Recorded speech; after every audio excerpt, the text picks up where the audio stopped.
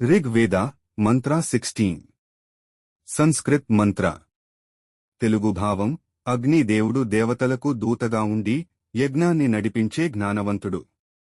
సంస్కృత భావం తెలుగు కథ గ్రామ ప్రజలు దేవతలకు తమ ప్రార్థనలు చేరాలనుకున్నారు. అందుకే అగ్ని దేవుణ్ణి దూతగా పిలిచారు. అగ్ని వారి కోరికలను దేవతల వద్దకు తీసుకెళ్లాడు. ऋग्वेद మంత్ర 17 సంస్కృత్ మంత్ర తెలుగు భావం అగ్నిదేవుడు పూర్వ ఋషులు ఇప్పటి ఋషులు అందరిచేత పూజింపబడుతున్నాడు. సంస్కృత భావం తెలుగు కథ పాతకాలంలో ఋషులు కూడా ఇప్పటి ఋషులు కూడా అగ్నిదేవుడిని పూజించారు. అందరూ ఒకే దేవుణ్ణి గౌరవించారు.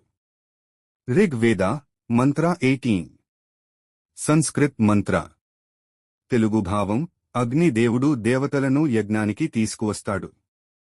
సంస్కృత భావం తెలుగు కథ యజ్ఞం జరుగుతున్నప్పుడు అగ్నిదేవుడు దేవతలను పిలిచాడు.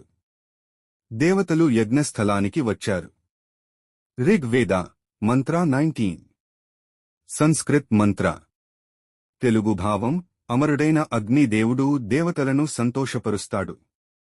సంస్కృత భావం తెలుగు కథ అగ్నిదేవుడు యజ్ఞాన్ని సరిగ్గా నిర్వహించాడు. దేవతలు సంతోషించి ప్రజలకు వరాలు ఇచ్చారు. ऋग्वेद మంత్ర 20 సంస్కృత్ మంత్ర తెలుగు భావం అగ్నిదేవుడు బుద్ధిమంతుడైన యజ్ఞ నిర్వాహకుడు.